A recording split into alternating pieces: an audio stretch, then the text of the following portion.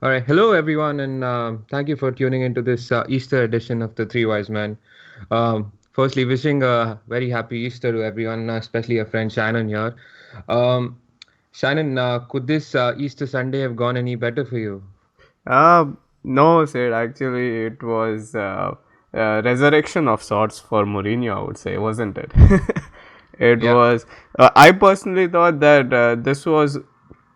It wasn't a make or break game for Mourinho. He's going to stay at United for a while, but it was more of the players buying into finally his, his game, his philosophy. And man, what he convinced everyone. I mean, I don't think there's anyone in left who supports United who could think going forward that Mourinho is not the right man. right. Arvind, I want to start by talking about Conte's post-match comments. Um, I mean, it was personally, I think it's one of those games that Chelsea can just forget and move on. I still think that they're still good to win the title. But in his post-match press conference, he said that United showed more desire and motivation, and the fault was with Conte himself. He didn't understand the urgency of the situation, and that if they were to win the title now, it'll be a miracle. I couldn't make sense of what he said. Do you want to talk about it? Sure. I want to add a couple of things. So, one is Conte did what every good coach would do, which is take the blame on himself. And I don't think Conte or Chelsea would forget this game. It was a game where another team beat them because they were better. And keep in mind, United were better having played just 3 days ago, while Chelsea had 8 days to prep for this game. It was a disastrous performance, one that wasn't worthy of a team that is leading the table by 4 points. Having said that, I think Conte said that it is a 50-50 chance between Spurs and Chelsea to win the league. With 6 games left, if you ask anyone, they would rather be 4 points, having a 4 point lead on top of the table as compared to anywhere else. But having said that, it's a lot closer than it was 4 games ago when we had a 10 point lead. So there is a lot that Chelsea can learn from this performance. The last time Chelsea were beaten this comprehensively was against Spurs. It was a 2-0 win, and we are playing them next weekend. So there's some work in the training field to be done this week. Hopefully, we get Courtois and Alonso back as well. Fair enough. So I think he's just playing down the situation by saying we'll need a miracle to win. Shannon, coming to Mourinho, do you think it was more than United, more than the players, more than the fans? It was Mourinho who wanted to win the game, especially after what happened how at Stamford Bridge and how the fans treated him. And after that game, he left the pitch pointing to the fans saying, showing the three fingers, saying he's won what three titles or whatever. Mm-hmm. And even today after the game, he was pointing to the United badge. So it showed how much that it hurt him personally. Oh yeah, absolutely. There were a couple of other things. I mean, if you look at the bigger picture, right? The first time he went to Stamford Bridge, being United manager, he got absolutely spanked. Considered a goal within the first 30 seconds of the game, and that threw his game plan off. After that, the second time he went again to the bridge, uh, the Ander Herrera red card changed the game. But a lot of us agree that up until that point, United were good value for money. Possibly could have gotten a result from that game, but that is one game with ifs and buts, and that's the final result isn't about that. And there were a lot of other murmurings, right? Media coming out with articles saying, is Mourinho past it? Other the other things like, oh, were Chelsea right to fire him last year, and so on and so forth. So I think Mourinho had to prove a lot of those doubters wrong. And to be honest, when I saw the starting lineup, I was like, okay, I can see what he's trying to do. And the first 5 minutes, we could see there was a tactical game plan in place, similar to what was happening to Stamford Bridge before the Herrera red card, and the same thing carried on, and it showed that Mourinho got his tactics spot on again. Right. It I'd could like have. to I'd like to disagree with Shannon real quick. I think the main difference between this game and the game last month was the fact that United successfully pressed Chelsea's backline and their CDMs, which meant the supply to Hazard and Pedro wasn't as good. And also, Hazard and Pedro's movement wasn't as effective. They were much better man marked. So, in terms of the tactics, before that game, I remember saying before the FA Cup game that I expected Mourinho to do something tactically brilliant. He still man marked Hazard in this game with Herrera, but the good thing was he didn't have him foul him every 2 minutes, and more No. importantly, he stopped the supply to Hazard and Pedro, which was great in negating their effects on the game. So So, that's what I thought Arvind, was brilliant. yeah, I'm glad you bring up the comparison.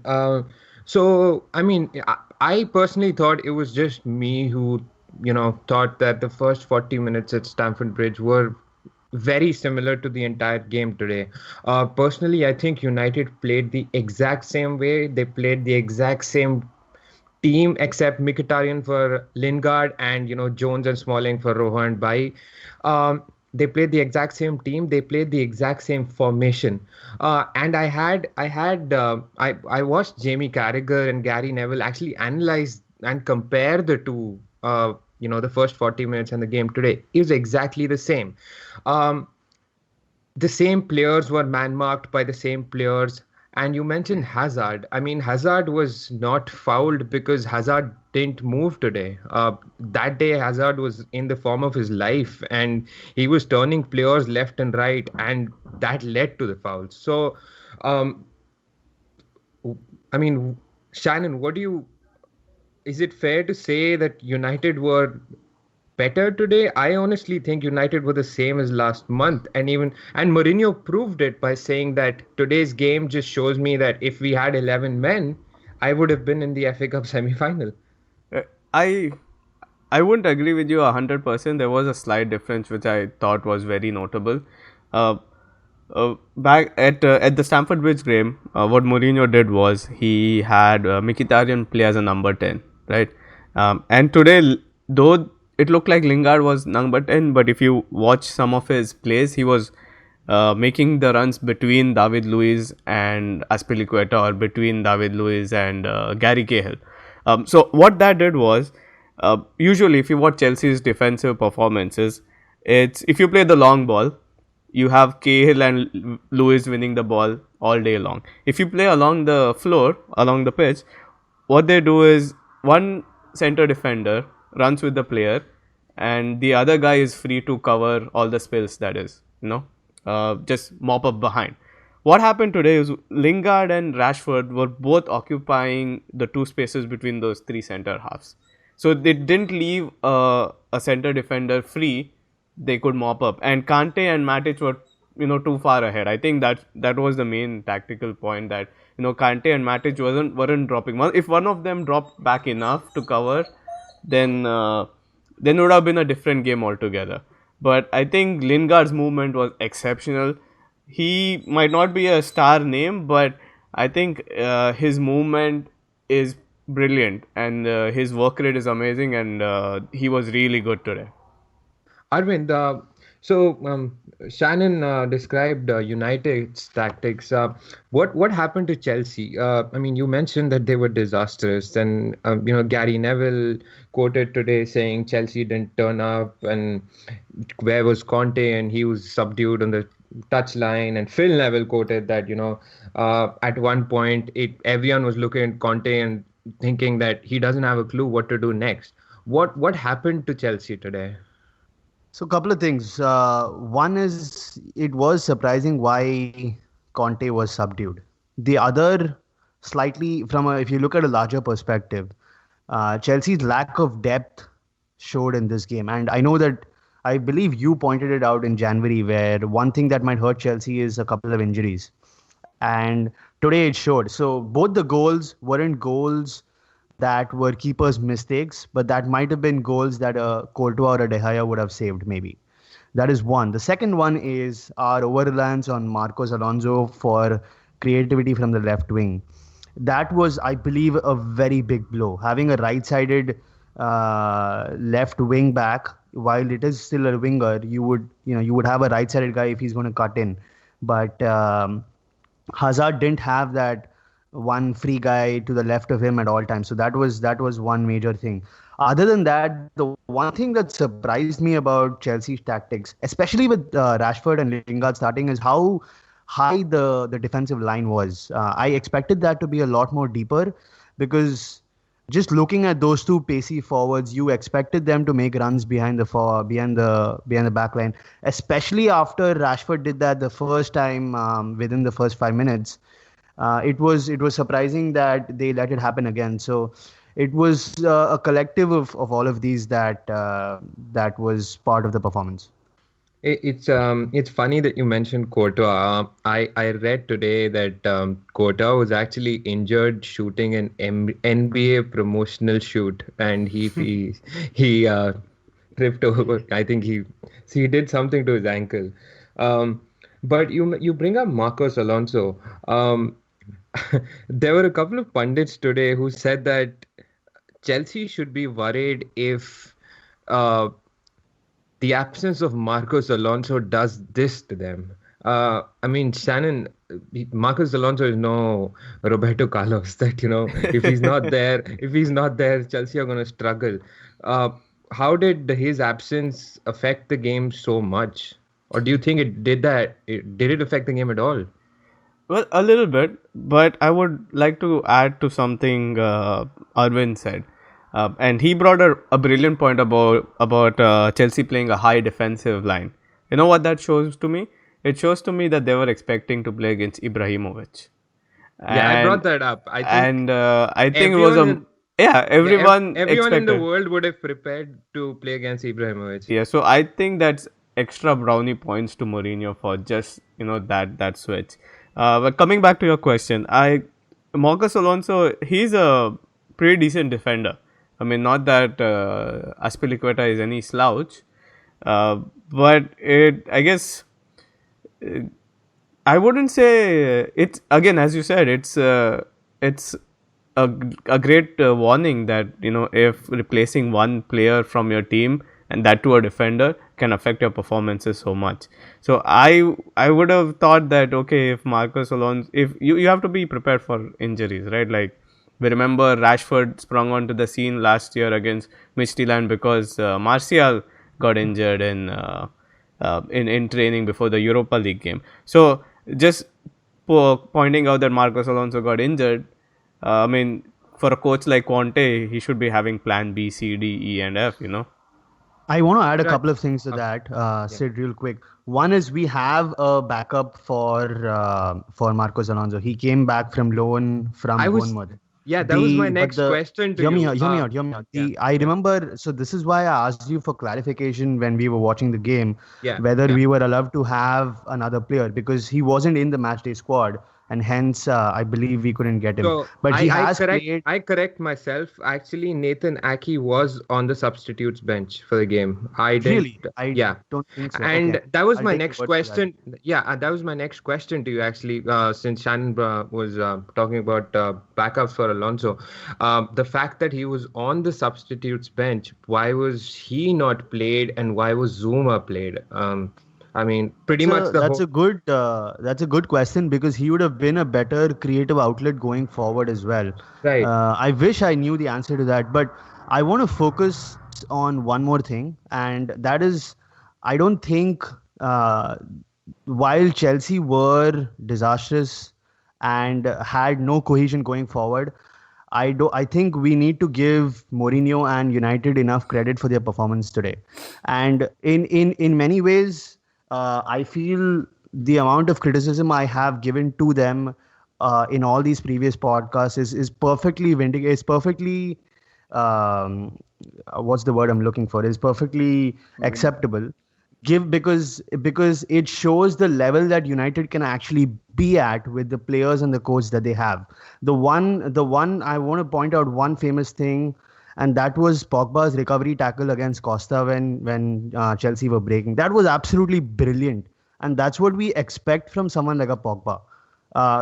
We I think it is right that we deride him when he gives up a stupid penalty against Liverpool, And equally, he should be lauded for that brilliant tackle, which could have easily led to a goal and then, 1-1, and who knows where the game is going to go from there.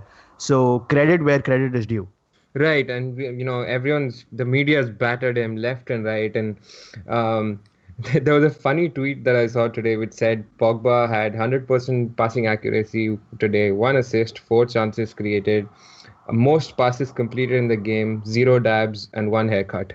So, but again, another stat that I saw was that he's created 53 chances in the Premier League this season, more than any other central midfielder, and he's completed more passes, I think 1700 something, more than any other central midfielder in the Premier League. So, I again, we've been talking about Pogba over and over again, but I think we should cut him some slack and for a moment forget. I know it's hard to forget that 90 million price tag, but I think he'll come good and he'll be one of the best what we expect him to be I'd with I'd like time. to I'd like to disagree with you there. Once again, when I say Pogba hasn't done well, I don't mean he won't do well in the future, nor is it only because of a price tag. It's because I believe, and you can throw another 100 stats about how Pogba has done this season, but I believe and I feel most United fans would agree that more was expected out of Pogba, and hopefully we get that in the future and in the seasons to come forward. Fair enough. Just to quickly add, I think this was the game of Pogba. He ran the show. Like he didn't try outrageous shots, but he controlled the game in the first half. It was him, playing 1-2s and moving around and switching the play. It was all him. He had Herrera was busy marking Hazard. Fellaini was actually not that bad today. He was pretty decent. But this was what announced what Pogba can do in the Manchester United midfield, and he was brilliant today. Arvind, coming back to Chelsea, and I mean, if you try and find reasons as to why they didn't click today, uh, personally, I feel, and I mentioned it just a couple of minutes back, I feel Hazard wasn't at his best. In the FA Cup game, I think why. So Hazard is the most fouled player in the Premier League, by the way. Um, in the FA Cup game, his starting positions were brilliant. He was more wide. He was turning on players. He took Herrera to positions where Herrera wasn't comfortable. He got Herrera yellow carded, which eventually led to the red card. Uh, and today he didn't do any of that. He wasn't wide. He was going central to look for the ball. Chelsea weren't giving Hazard the ball. He wasn't being given good supply. Um, and the reason I bring all of this up is that you mentioned a week or two back to me that Hazard should be the player of the year, and my point was that he doesn't deserve to be the player of the year because he's not consistent, and it showed today. Um, do you have anything to say about that? Yeah, doesn't it prove he's also human, right? Even Hazard is human after the amazing Right. season he's had.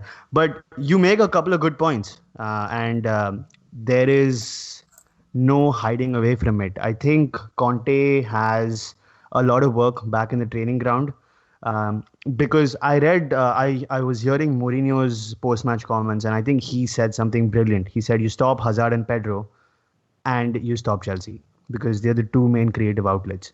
And this is the first time someone has given a comprehensive answer to Chelsea's 3-4-3. And well, I wouldn't say first time. Even Spurs did a great job against Chelsea. My point is, you are correct that Hazard wasn't that level. The player of the year is someone who performs the best in the league. And for Consistently. me, and for me, Hazard and Kante have by far been the best in the league so far. Right. Now, we like I pointed out last time as well, Zlatan has been amazing, and Deli Ali has been amazing as well. Yeah. Let's see where it goes. Yeah, I'm actually gonna bring this up at the end of the podcast where we talk about the player of the years and why Deli Ali is not in the list, which I think is ridiculous. Anyways, Arvind, do you have any words on Ander Herrera? I mean, in fact, all United fans think he's the future captain for United. And it was a beautiful interview that I saw post game with NBC, where he came out and,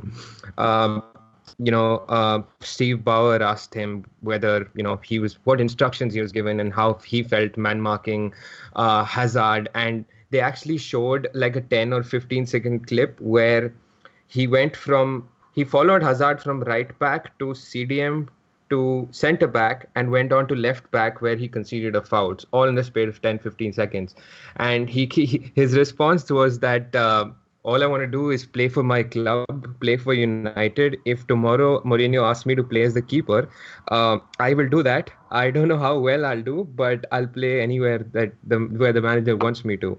Do you have any words for Herrera, his passion? Herrera typifies one of those qualities that every manager dreams of in a midfielder. He's been amazing this season. He and Zlatan have been the two shining lights of United's whole season.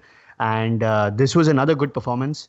And this, I think this game typifies what he is for United this season. The assist and the goal is just the icing on the cake. Which the majority of his performance was actually his ability to man mark Hazard. So kudos to him. Great job. Let's move forward next round. Right. So is it just a case of Chelsea just forgetting about the game, just like they did, after the Arsenal defeat and bouncing back next week? Like I said, you don't forget about games like these. You learn from it and move on. Just like we learned from the Arsenal game, changed our formation and went on a 13-game run. Now, I would like to add, moving forward, Everton and Southampton are the next two games in the league. Those two are in many ways going to define whether Chelsea win the league or not. After that, we have four games that I would consider relatively easier. Spurs have a much harder run. United and Arsenal are two of the teams they need to play. They have a couple of other tougher games, but boy, have they been amazing. The last 7 games, they've been a joy to watch. They've been scoring goals for fun. So it's going to be an exciting continuation of the league now. Right. We'll just come to Spurs in a minute. Just finishing up on United Chelsea. Shannon, do you have any words on our brilliant centre back pairing of Bailly and Rojo? I think they have 4 or 5 clean sheets in the last 6 games, something like that. 5 and 7. Yeah, how impressed have you been with the Rojo? I mean, we all know what Bailly is capable of, and we all dislike the fact that Rojo plays centre back for us. But looks like he had a few bananas before the game for sure. Yeah, for sure. But how do you think he's done? They have done brilliantly. I think what's helped them is they speak the same language. So for someone like Bailly who hasn't gotten a grasp of English yet, and I don't think Rojo speaks much of it as well, I think it's been easier for them to communicate, especially with the Darmian at left back, Italian being one of the languages closer to Spanish, and obviously Valencia, who's an Ecuadorian who speaks Spanish as well. So I think it's been easier for them to communicate, to set up the defense. But if I may just go bask in the glory of United beating Chelsea, I have a couple of other points in addition to the defense, right? To what you said about Herrera, you and what Arvind said about Herrera. What was brilliant was, because Hazard was always on the left wing, during the attack, Herrera was like an auxiliary right back, and what that did was it allowed Valencia to be the free man on the right, and that's why after like 10-15 minutes Conte had Moses switch over, because Valencia was getting too much room on the right side. Hazard wasn't going to track back anyway, and Azpilicueta I think couldn't cope with the pace. So that was a brilliant tactical move. And in addition to that, after the second half, the second goal went in. It was vintage Mourinho team performance, I would like to say, and this is why. Conte threw on Fabregas and he threw on Willian. And for a player like Fabregas, obviously he needs possession of the ball. And so far this season, you've seen Chelsea is the best counter-attacking team in the league. And if they get the lead, they just rip teams apart, because people try to press them and they have the pace of Willian and Hazard and Pedro to spring, and with Fabregas pinging them balls.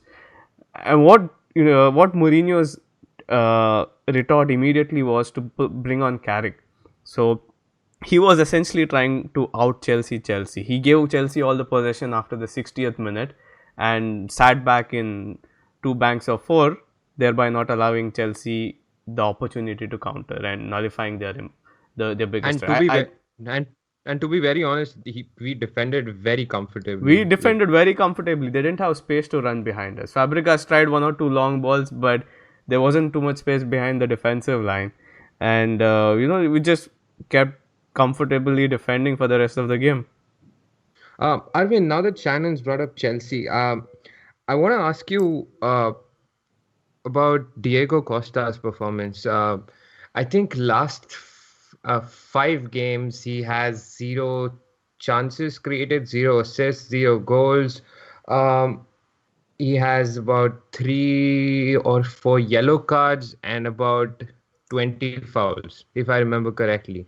And I brought it up that he's only playing to see out the season, and he'll want to leave for Atletico. And yesterday there was an interview with Thierry Henry on Sky Sports where he says that I only came to Chelsea for Mourinho, and in January or in the beginning of the season I wanted to leave for Atletico, but that didn't work out. And I don't like the country, I don't like the league. If I want to play my natural game, which I can do in Spain. If I do that here, I get banned for 3 games for no reason. And he seemed like a very unhappy person. And judging his recent form since January, what do you think about his performance? Do you think he's just playing to see out the season? Absolutely not. I can't disagree with you more. Diego Costa He's thinking is more the- about the money he can spend when he goes to China. Diego Costa is the animal that every Premier League team wishes they had. He has been absolutely phenomenal, and even when he gives us 0 assists and 0 goals, and throw another 10 stats in there that you just pulled out, I would still have his name the first person in the team. He's been absolutely outstanding for Chelsea. With regards to your comments about him wanting to join Atletico, he wanted to do that in the summer, last summer. And again, it was one of those where he considers Atletico home, and I respect him for that. We are glad to have him this season. He scored 16, 17 very important goals. And again, to give you a sniff of what Costa brings to Chelsea, I'd tell you to go back to the PSG Chelsea game that we lost 2-1 last year to be knocked out of the Champions League. Diego Costa's performance in that game, where we were surely second best, typifies what he brings to the team. Agreed. The absolute animal instincts that so again, to the point of his form and all that, I have absolutely no concerns with any of that. And given the next 10 games, even a half fit Diego Costa would be the first guy in my Chelsea lineup. Agreed. I couldn't agree with you more. I think the question was more about whether he wants to stay and play. I mean, It will happen in the summer. Right now, as a neutral and even as a Chelsea fan, I am worried about the next 6 games. Let's win 5 of them. Let's lift the trophy, and then think about the summer. fair enough. Lastly, talking about Marcus Rashford, Shannon, what do you think about his brilliant performance today? And the fact that Mourinho trusted Rashford and Lingard, the so-called youth players, in such a big game and at such a big occasion, and the complete opposite where Conte, we clearly saw that Alonso was injured and he could have played Ake, and he didn't do that. Is Mourinho just proving the world wrong? I mean, Arvind, clearly said a couple of podcasts back that we can forget about having any youth player ever playing for us again. What do you think about Rashford's performance? I think the goal during the midweek against Anderlecht did him not Anderlecht, the previous weekend. Was it Sunderland? Yeah, the goal against Sunderland last weekend did him a world of good. I think he's been getting into those positions, but he's not been able to convert his chances. So last season, after he made his debut, he scored with 55% of his shots on target. That is an insane amount of composure in front of a goal for a then 18-year-old. He's been a little off the boil this season, and mainly because Mourinho wanting him to play from the left wing position. But I think the goal last week gave him a little that extra confidence boost, and you could see it in his game today. He was taking them on. He was ripping. He knew none of the Chelsea defenders could keep up with him, and Sid, he Sid, was you've ripping Luis and Cahill to shreds the first half. He was absolutely brilliant. Sid, Arvind, you've you had something to say? misquoted. Yeah, you've misquoted me one more time. So let me get my opinion and my side of the facts correct. So first off, Rashford was absolutely brilliant today. I thought he deserved the man of the match performance. That goal and the way he ran was just amazing. My thoughts on United and Mourinho is this, and let me try to get my side of the story right. Okay, I feel that United have done amazingly well to promote youth players in the last. I think Shannon brought up a stat where the last 100 years they've, or 80 or something years, they've always had a youth product in their matchday squad, which is an amazing stat to have. So the point that I've been trying to make was, do y'all think United are kind of walking away from that by trying to just buy people from outside when they can blend people in from their youth product?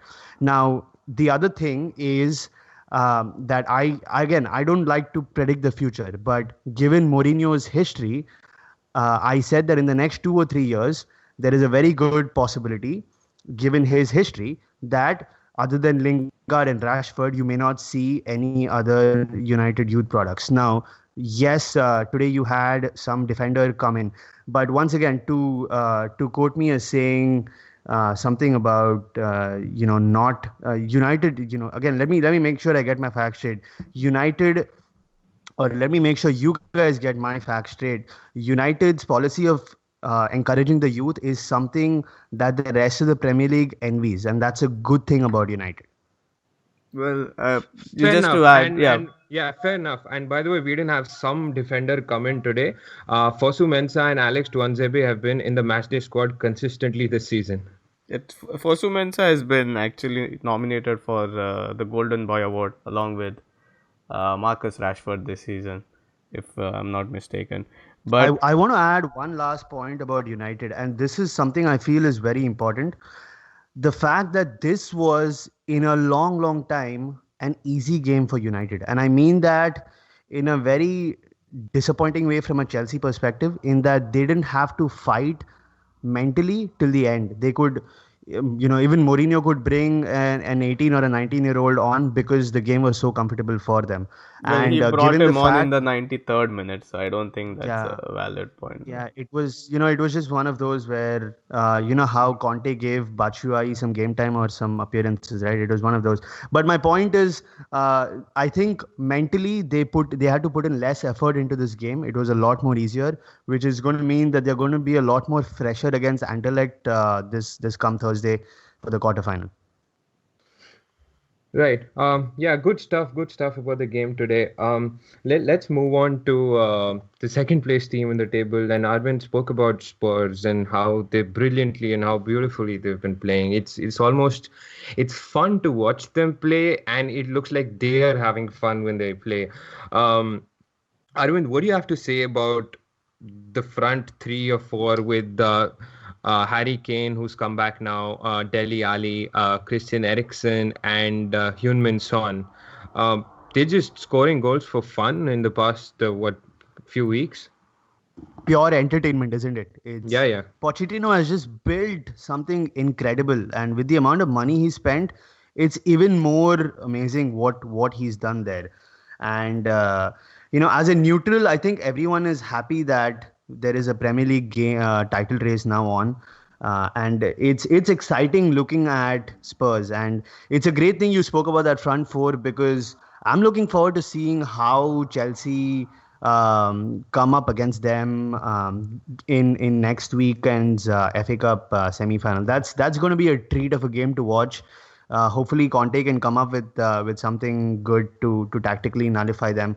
But Spurs have been just outstanding. They swatted aside Bournemouth this weekend. 4-0 winners. Even Vincent Janssen got a goal from open play. So they have so much going Finally. on for them. Yeah. Yeah, if Janssen's scoring, that means things are good. Shannon, there was a rumor last week where the newspaper said that Barcelona are interested in Pochettino. Do you think Pochettino would move to Barcelona if he was offered the job? And do you think he should move to Barcelona if he was offered the job? I don't think he should at the moment. Not doubting his credentials, but he hasn't had any experience managing big name players. All the he likes to manage young players. He likes to manage players that don't have a big ego on them, because he has to make sure that they buy into his philosophy of hard work and high pressing and all that running. You think the likes of Suarez and Messi and Neymar will take kindly to him if he keeps yelling at them to press the opposition defenders? I don't think so. So, I mean, maybe in 5-10 years down the line, if he has a couple of championships to his name, some more trophies to his name, then people will start giving him that respect. But right now, he's a very, very good manager who likes to play in a certain way that is, highly entertaining and, very attacking. But just because of the fact that he hasn't managed anyone with a huge ego, he hasn't managed a world star, so to say. I don't think he's ready for something like Barcelona yet. But Right. yeah, just to add to your comments about Spurs, they're not reliant on one player. They have 4 players with 10 or more league goals this season, and I think no other team in the Premier League has that. Wasn't it surprising that they did not miss Harry Kane at all? It was, yeah, because someone else stepped up. Heung-min Son stepped up and Yeah, Dele yeah, Alli stepped up. But one thing that we are overlooking is their spine is back. They had Vertonghen out earlier in the yeah, season for a yeah, certain time, and then they had Alderweireld out as well. yeah. So right now they have their core back in. They have the 2 strong center defenders. They have Dembele and Dyer, mopping up behind, and they have these 4 supremely gifted attackers doing what they want with the opposition. Yeah, I and think just I to think to your point about Pochettino, there was a brilliant article that I read. I think it was 2 or 3 years back when he was at Southampton, where it spoke about how he has an army mentality and how he builds his squad. And there was one fine day he told his staff members to bring burning coal.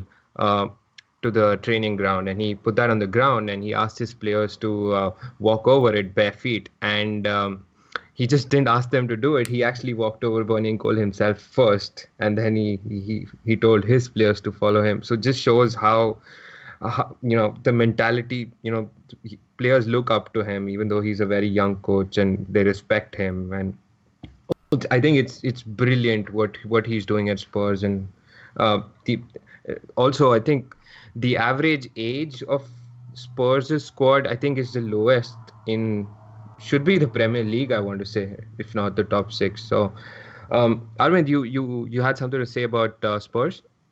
I just wanted to add real quick. Dembele's performance has been outstanding, and he's the unsung hero who's just gone unnoticed, almost like Kante last year. He's just been brilliant, and he's not only good defensively, but he's very good on the ball. Some of those mazy runs are just brilliant. Yeah, I completely agreed. I think, correct me if I'm wrong, Shannon, was he at Fulham before this and United wanted to sign him? Yeah, he was. He actually started off. Just a fun fact: he actually won the Dutch league with Van Gaal as his manager at AZ quite a few years ago. So then he, I think, Was he moved to was he in line with his philosophy and his process? He has to be.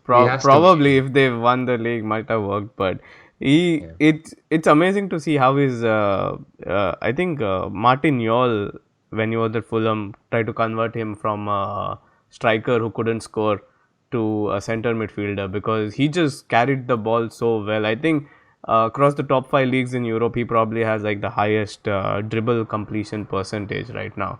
Yeah, And yeah. for quite a few years now, because you can never knock him off the ball, and he always seems to come out of a ball, after 3, 4, 5 tackles. So, Yeah, uh, he literally just guides through the midfield. yeah, yeah, and he's been really brilliant since signing for Spurs, and yeah, they're getting closer to a league win, but uh, going on, it would be really imperative he stay fit. Right. Moving on, I quickly want to touch based on all the other top six teams before we move on to the Champions League. Arvind, any comments about Liverpool? I mean, in the midst of all this Chelsea, Spurs, and United, Arsenal race, Liverpool have just been quietly knocking away small teams and getting those 3 points every week. Even today, they had a scrappy win, but they got the job done, and it looks like they're pretty much safe at third now. Well, this was one of those games where this is one of those typical games where Liverpool always suffer, right? You go against the Tony Pulis side, but great to see them coming out with a clean sheet more than anything else. And yeah, nicking the goal to get 1-0. They are sitting pretty on third. I'm looking at the table right now, and they are 6 points ahead of United, but they've played 2 games more. They're 2 points ahead of City, but they've played 1 game more. So it's not given that City and United win, but their third place is not assured. It's a good thing they're picking up those points. Right, you mentioned it's great to see them keeping a clean sheet at West Brom. I think it's great to see them. It's great to see them keeping a clean sheet with Alberto Moreno playing. He just missed an open goal from the half line. I think today it's funny to see. Shannon, how, how do you think Liverpool are managing to do this without Sadio Mane? Well, I think in one of our very first podcasts, sometime in January, I think I said that Liverpool are struggling because they're missing Mane, and he was such overlooked that they had their barren run in January, I think till the middle of February, and then when Mane got back, they started winning again. But uh, as Arvind said, it is kind of it's one of those. It was one of those tricky games where you have seen Liverpool not win because they have not been able to break down stubborn teams. And luckily they scored, as you said, a scrappy goal. Firmino hauled them through, but I think at this point Liverpool might be more than 50% sure shot for third or fourth positions, and because the other strong teams are playing each other. Like United have to play Spurs away, Arsenal away, City away. Uh, City obviously they have to play United, and they I think have another strong team than Spurs. I think they're playing Spurs as well. So Liverpool are the only ones who have a schedule coming up where they don't have to face anyone in and around them. So it's pretty sure someone around them will drop points, and it's up to them to capitalize. To be honest, that's what it's come to. If they just keep making those wins, and they should be comfortably in the top four. Finishing up on Liverpool, Arvind, I know for a fact that you don't like speculating, but there it makes total sense. And the newspaper link Felipe Coutinho to Barcelona, and they write that Barcelona are interested in signing him. How well do you think Coutinho will fit in Barcelona's current team? Again, I would not like to speculate.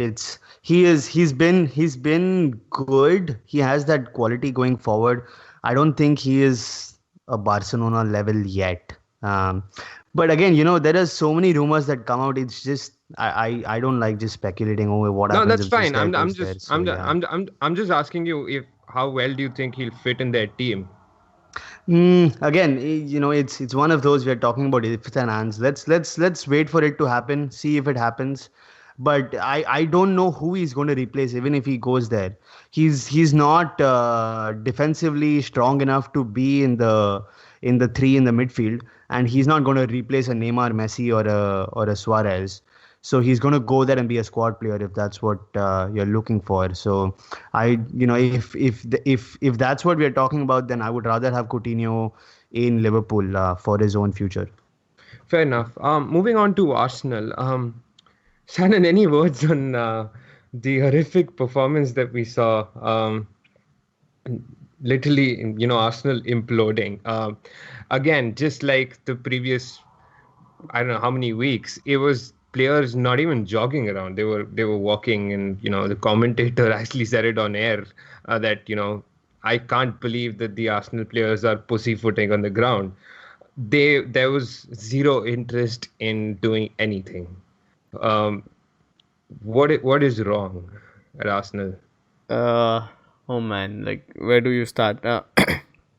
Nothing against Arsenal. I think we've discussed about them in so much detail over the previous 4-5 podcasts, but you just expected so much more from them. They, I think, from the beginning of maybe March, they have just been off. They got hammered in the Champions League. They got beat by West Brom at home. After that, you thought they were recovering when they played against West Ham and had a convincing win. But then Crystal Palace ripped them apart. Zaha was on fire. We could see what Fergie saw on him when we signed him. But now that he's getting constant game time and a manager who's given him that free role to do what he wants, he's been in terrific form. And he has someone to aim at with Benteke in the middle. But Arsenal, they are so lack of leaders. It's been since the likes of Vieira left. They don't have leaders, and that's what's happening. You have Sanchez just holding his head, wondering, "Oh God, why am I here?" Yeah, And we've spoken at So length. I wanted to ask you to Sid, real quick. I wanted to ask you to this. Do you think the players are rats and that and this just because they're not performing and jogging around? How is this different from Leicester players before Ranieri got sacked, or how is this different from Chelsea players before Mourinho got sacked last season? Oh, it's that was exactly the point I was going to bring up. It's no different, and I think it's a shame when players do that. And the point I was going to make was that after a point, no matter how south things go, no matter how much you dislike the manager or the manager dislikes you, or how much you hate the club and how much you want to move to another country for money, I think if I was Ozil or Sanchez or anyone at Arsenal, after a while, I would just play for, myself or the badge or something. There has to just be there's So, some so you some, think that the there, players are being rats and none of this is Wenger's fault? Is that right? No, I wouldn't say that. I think I've brought this up in the past where I said that Wenger needs to be replaced and there needs to be fresh energy. I don't think Wenger. It's half Wenger's fault. I don't think he's able to motivate the players in the same way. The other side of the story, as Shannon mentioned, is that there's no leaders in the squad for that matter. You don't expect an Ozil or Mustafi or Gabriel or anyone for that matter, or a Hector Bellerin, or maybe Welbeck and Oxlade-Chamberlain, but they're too young. So there's no one who'll stand up and say, give you a knock in the stomach and say you have to do better. There's no one. I don't see anyone standing up in the dressing room and doing that. So So it's once again, are you saying that the players are snakes? I want you. I know we are going slightly off topic. What I want your thoughts on how do you compare this to Leicester and Claudio Ranieri or Chelsea and Mourinho of last year? oh Do you think it's I the players being snakes and rats again, or is there even a little bit of fault in the manager's performance as well? as I said, it's both, but it, the players can and should do better. The fact, if you want me to say that the players are being snakes, okay, I'll say that the players are being snakes because if one day under Claudio Ranieri, Mahrez and Vardy uh, are not moving even 4 or 5 kilometers in the game when they on an average they run 10 or 11. Uh, One day they're doing that, and the day he's fired, 2 days after that, under Shakespeare, they're again running 10 or 11 kilometers. Just shows that you don't want to do it for the manager. So yes, if you do want me to say that, then yes. And tomorrow, if Alexis Sanchez was to move to, I'm not saying Sanchez is playing bad, but I'm just saying that if these players were to play for a different manager, or if they were to play for a different team, you would see them giving, 5 times the effort. Um, so yes, the players can do better, but again, there needs to be something different that the manager can So do to once again, I which is just want change to this. sum up your I just which want is, to no, sum up your I just want opinion, to and you're allowed to have your opinion. You feel that the only thing that is different uh, from Leicester before and after Ranieri is that Mahrez and Vardy didn't want. Let me quote you. Didn't, quote unquote, didn't want to play for Ranieri, I, I and named that's why I they were named being I snakes. named two players, but that applies to the entire Leicester squad. But yes, that's what I was trying to say. Fair enough. Good opinion. Yeah. Yeah, Shannon. Sorry, I interrupted you. Go ahead. no, that's fine. I just wanted to add to what Sid said. Like, it's that, when the, even if you lose your trust in the manager, you lose your trust in your teammates. There's something called professionalism. You're getting paid. Exactly. You're getting paid in the millions to go out and play for the There's club. there's To about 1 billion people watching you. there are for Arsenal there are 60,000 people who paid for tickets to come and watch you play, right? There's something called And professional pride, And and my point, if and you once if you again, throw so that you actually away. make an excellent point, Shannon. You make an excellent point because the place where, and Sid, I want to make sure you understand that I respect you having your opinion. I just disagree in the sense that I feel there's something more inherently wrong. It's just the players do get paid, and I think someone just putting their hands up and saying that oh, this guy is the manager, so I'm going to run only 3 kilometers today. I think that's just oversimplifying the matters. There's something deeper where I don't know what, but a manager Do you change wanna do you brings wanna in a new elaborate energy, do you wanna elaborate brings in a on new what impetus. do you want to elaborate on what the deeper problem is? Because I I feel, let me finish here. I feel you're just contradicting yourself. I mean, all these months we've been actually pointing out that it's Wenger who's the problem, and how uh, the manager is continuing to do the same, is continuing to recruit the same way, is continuing to promote the same kind of players, is continuing to buy the same kind of players, is continuing to play the same system. Um, so my only so I'm not commenting on this yet, or rather, I'll give you my thoughts. But my only problem with your opinion is how much a Leicester and an Arsenal contradict, in which one is it's the manager who is at fault, and the other one it's at the players at the fault. Whereas in both cases you have a team that hasn't been performing, and of course one we've seen a manager change. But again, let me reiterate, you're allowed to I have your yeah, opinion, even I though I disagree honestly, with it. I no, you can disagree with me and bring up, you know, uh, something that is not relevant here. I didn't even bring up the comparison. I think you're the one who brought up the comparison here.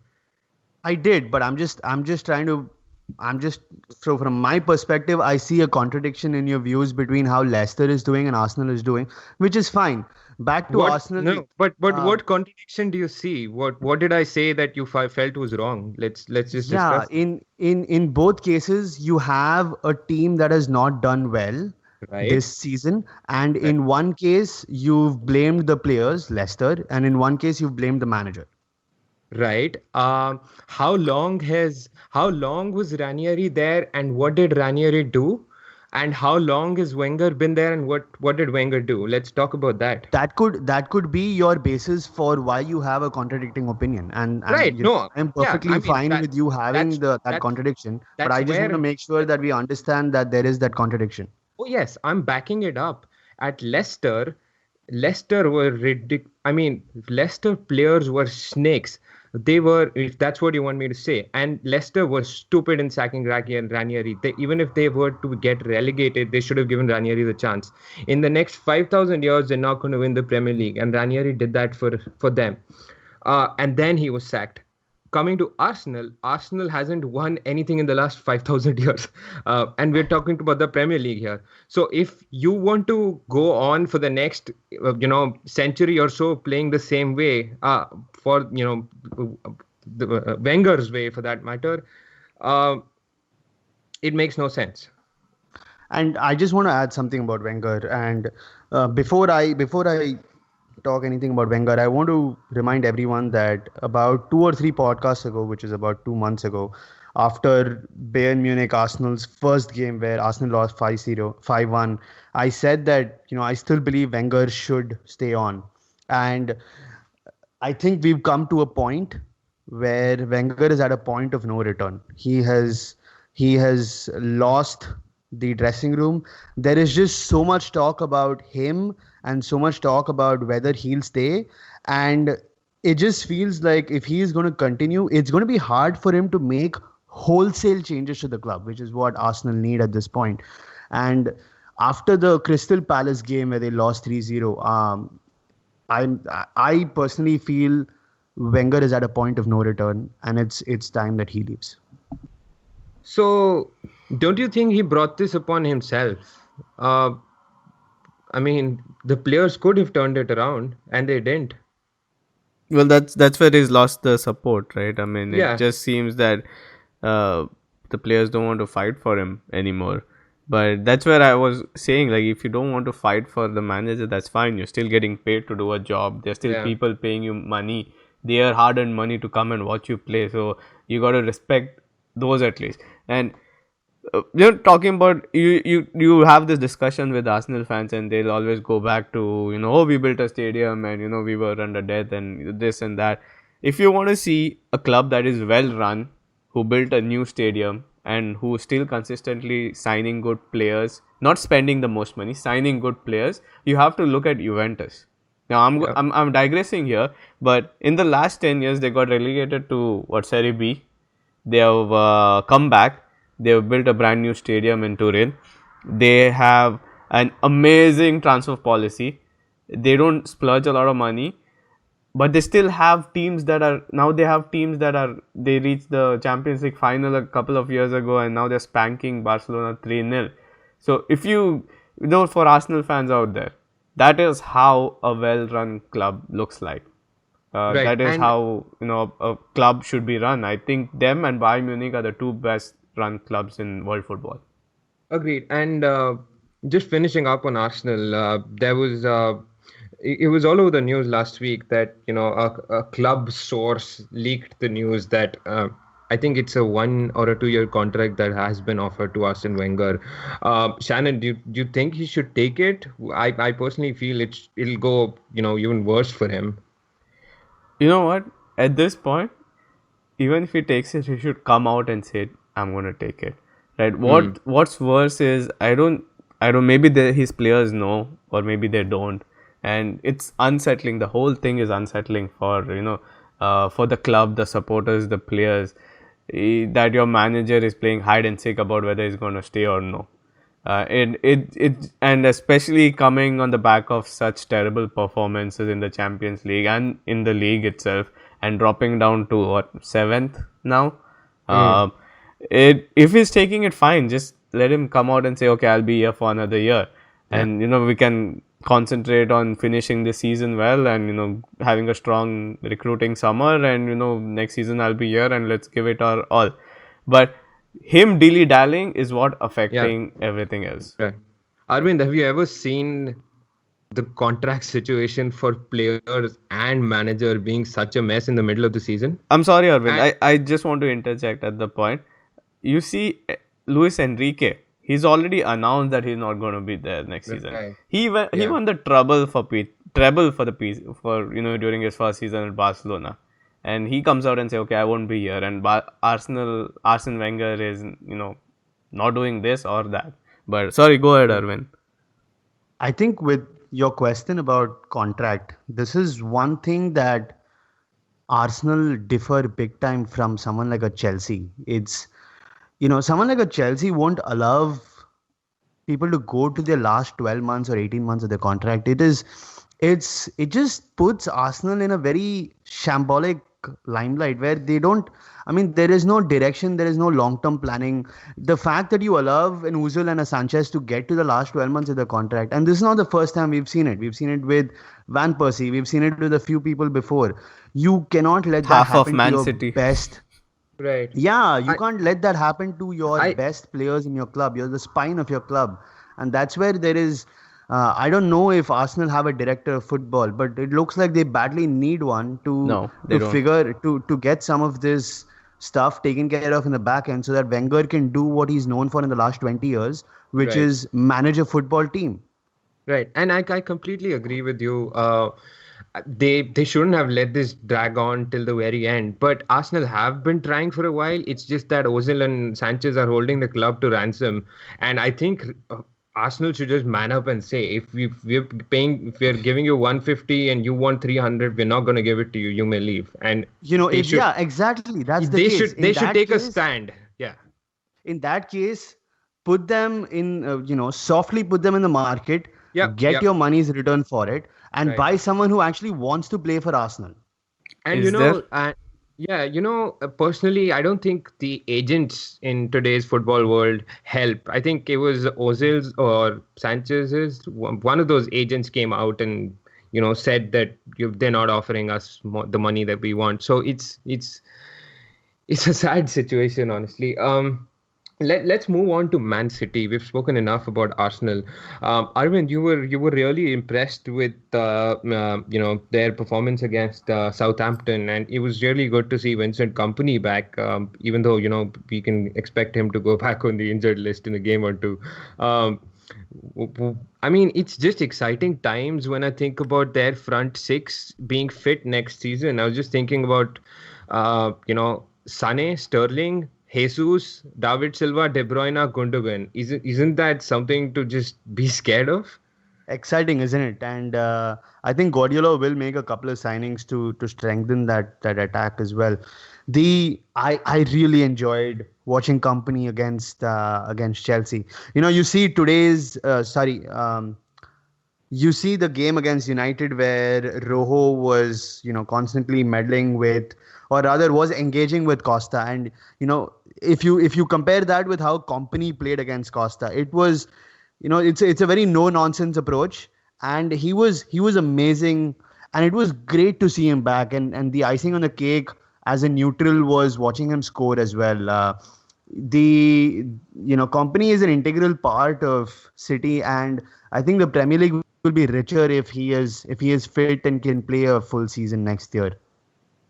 Very nice. I'm glad I asked you the question. I think you can judge the game as a neutral. I don't think Shannon and I can judge the Man City's game as a neutral.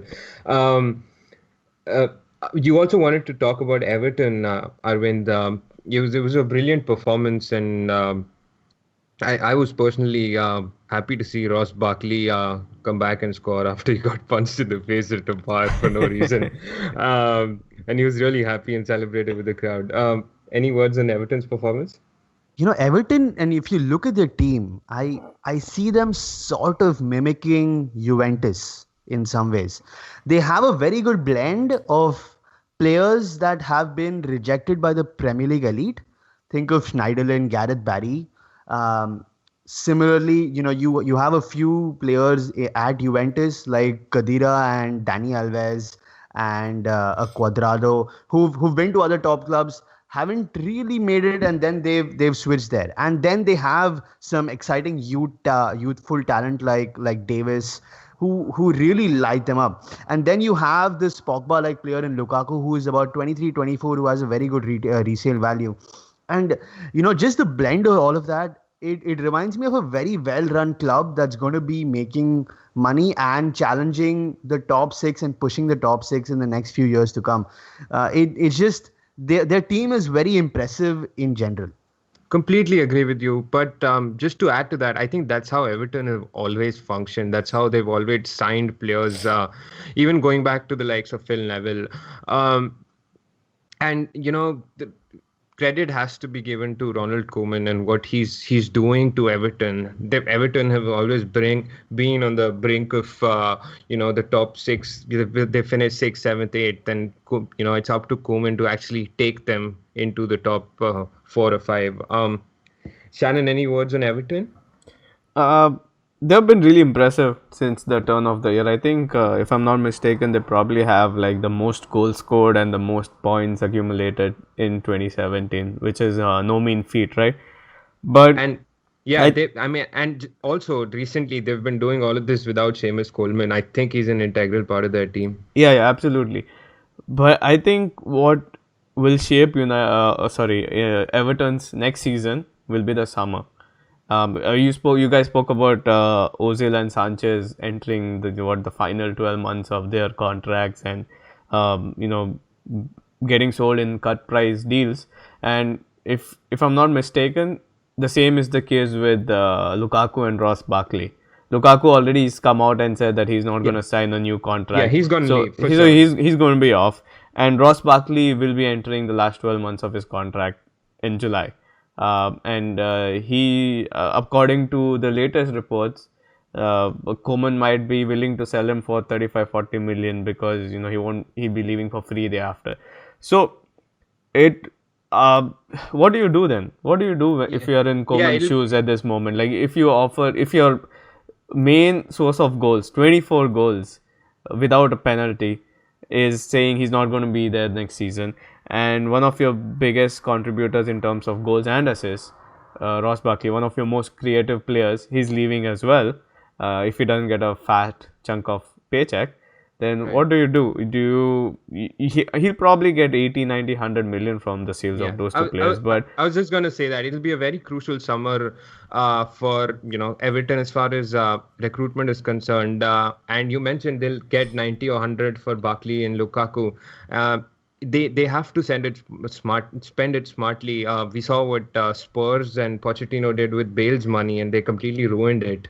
well, They yeah. in Pochettino's defense, he wasn't there, but yeah, it's the Yeah, same thing. Yeah, agreed. Yeah. how you So it'll be important. It'll be very imperative they spend the money right, wisely. They get a and I proven goal scorer and a proven right. creator. And Barry I entering, think almost his last days in football. Barkley and Lukaku are their two pillars, and if they leave, it'll be interesting to see who Everton replace them with. I think Uh, yeah, just real quick, it's one of those, if the players want to leave, get good money for them and follow something like an Atletico Madrid where they have Aguero, they had Falcao, they had Diego Costa, they had Torres, and now it looks like Griezmann is leaving. It they just have an excellent recruitment process, and it's one of those where if Everton can mimic that, then they will be successful in spite of players wanting to leave, their best players wanting to leave. right, and finishing up on Everton, I think Koeman's done brilliantly in playing youth this year, even with his first team players being fit. And he's played the likes of Calvert-Lewin and Davis and Holgate. Holgate. Maybe And Chelsea can take a couple of lessons from him, huh? for sure, for sure. Um, all right. Moving on to the other side of the table, we've spoken a lot about the top six. As far as the relegation is concerned, I think we all can agree that Sunderland and is it Middlesbrough in 19th? I think those two are surely going down, uh, according to me at least. Shannon, do you think 18th place is between Hull City and Swansea, or do you think any other team would slip into the relegation battle now? It's too close to call. Like, I think we've discussed in probably every other podcast, and every time we speak about it, we have a different bottom three, except for Sunderland, of course. And as we speak right now, Swansea is making up the 18th spot, but it's just too close to call. You would never know if Hull City or Swansea go on a mini run from now. I think even Bournemouth 5 points above them aren't exactly safe. Uh, but I couldn't, if you would give me $1 million, I wouldn't be able to make a call who's gonna go down at the end of the season, other than Middlesbrough and Sunderland. Fair enough.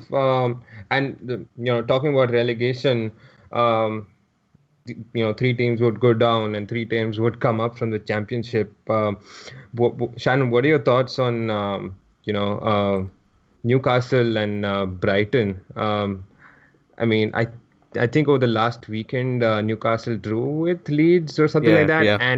and Brighton won again. Anthony Knockout. Knockout. Yeah. He scored again that weekend. How impressed have you been with them? Well, haven't watched them too much, but Brighton have been on fringes coming to the Premier League. I think they've gotten to playoffs more often than not last 4 5 seasons, and always uh, struggled at the last hurdle. But it has been a brilliant season in the championship so far. Rafa Benitez, our good old friend Rafa Benitez, Newcastle United, been firing on all cylinders, and they came up against a strong Leeds team that held them to a draw. But Yeah. it looks like the two of them are sure to come through. There's like 4 rounds remaining. I think we'll see Newcastle and Brighton in the Premier League next season. But even from there, like for the 4 playoff spots, you have Huddersfield, Reading, Leeds, Sheffield Wednesday, and even Fulham in with a shout. 7 points separating those 5 teams, with like four games to go. So it's going to be a nail biter. I think those two are sure to come back. Newcastle playing some really good football in the championship. Yeah. So Is yeah, isn't it nice to see Leeds finally getting competing? somewhere. Yeah, yeah. I mean, they were brilliant. Whatever years Yeah, back. yeah, we got to Arvin, thank them for Rio Ferdinand and Alan Smith. right. Arvind, are you looking forward to seeing Benitez and his brilliant tactics Facts. in the tactics in the Premier League again? Yeah, he's another one of those elite managers, right? It'll be Right, good to have him back next year. Like once again, season's not over yet, but it looks like they've almost sealed their promotion. So it'll right. be fun to see that. Yeah, I mean, the Premier League is going to be brilliant next year. You have what Guardiola, Klopp, Conte, Mourinho, Koeman, Pochettino, most likely Benitez. I mean, what more can you ask for as a Premier League supporter and a Premier League viewer? Yeah, it seems like Premier League has the most Champions League winning managers if Newcastle comes back again next season. All right, moving on to the Champions League, we've spoken at length about the Premier League. We've seen some brilliant matches recently. Arvind, any words on um, Barcelona's defeat at Juventus? Barcelona, oh my God. You thought that they would have learned something from that 4-0 drubbing, and I guess not. It was it was disappointing, and Jeremy Mathieu was just pathetic. Cuadrado and Dybala just opened him up, and it was sad to see Barcelona defend this bad.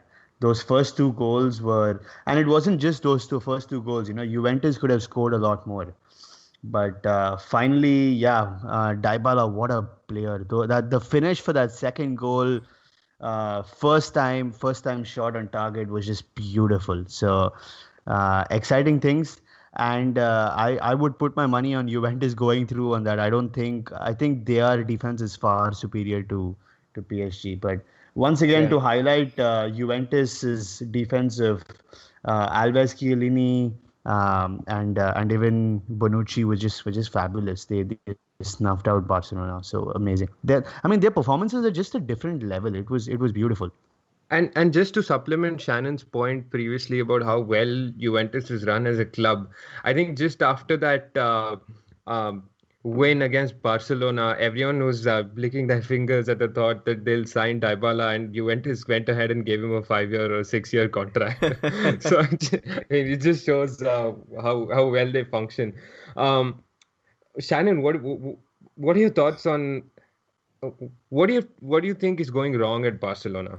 I mean, left and right, their defense, their midfield, even up front for that matter, they're not what we want to see, what we're used to seeing.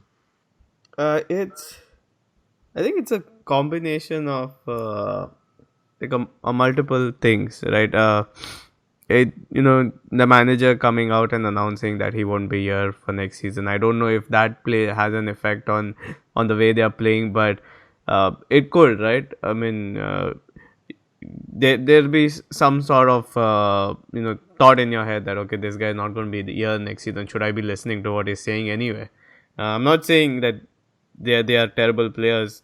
far away from that. But it just seems they're lacking in certain things here and there. They're even this weekend, I think Messi had to come rescue them with 2 goals and an assist. So it needs, like, they need some change. They're not doing particularly well in La Liga. They are 3 points behind Madrid, having played one game more.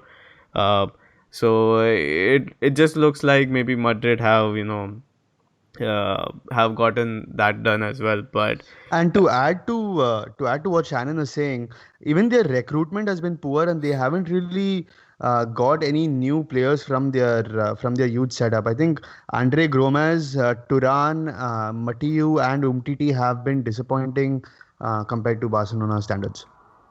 yeah, Right. they what they have struggled to do most is replace Dani Alves. Yeah, I don't know It, why they let him go in the first place. well, I guess they thought that he's past it. Like, he was what, 32. They thought maybe his days as a top level player were over, and he's not worth the money that he was asking for. But they And have struggled to. I Yeah. like, sorry, Shannon, just real quick. I like how the commentators pointed out something very specific about Alves. He made those runs out wide that would pull the left back wide and would create space between the left back and the center back for someone like a Suarez to wreak havoc at the defense. And that is some of these off runs. You spoke about Lingard today as well. Some of these off the ball runs we just ignore, which play such a big part in creating space for the main players. Yeah, absolutely. And uh, I mean, Sergio Roberto is a very decent player, but sad to say, he's not Dani Alves. They haven't Yeah. replaced him with similarly marauding right back, and I think that's where they are struggling. But before I finish, just want to make a quick shout out to the events that happened, sad events that happened in Yeah. Dortmund before the other day, and hopefully Mark Batra will recover and come back playing as soon as he can. Yeah, I mean, it was it was it was honestly scary to see the team bus and what happened outside, and kudos to Dortmund for actually turning up the next day and putting in the performance that they did. I don't think anyone else could have done that. Um, Shannon, any words on our old friend Cristiano Ronaldo and what he did to Bayern Munich? Well, what can you say about that guy? I mean, I have a bone to pick with all these Messi fans and the Ronaldo fans, right? They want to prove that the player they love the most is the greatest ever. But I just want to. I tell this to everyone I come across. Like, just enjoy these two guys. They are the two best goal scorers in the history of the game, and you won't come again in an era where you have such two iconic figures, right? You have Yeah. Pele separately, you have Maradona separately, you have now these two guys. They never overlap.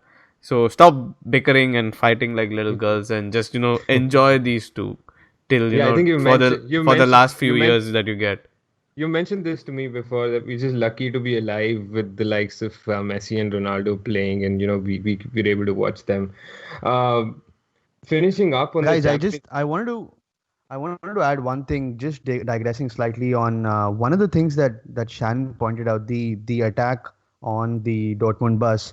Last year there was a bomb that went off during the France Germany game, the friendly, and especially you United fans would have noticed the huge amount of security outside the Anderlecht stadium.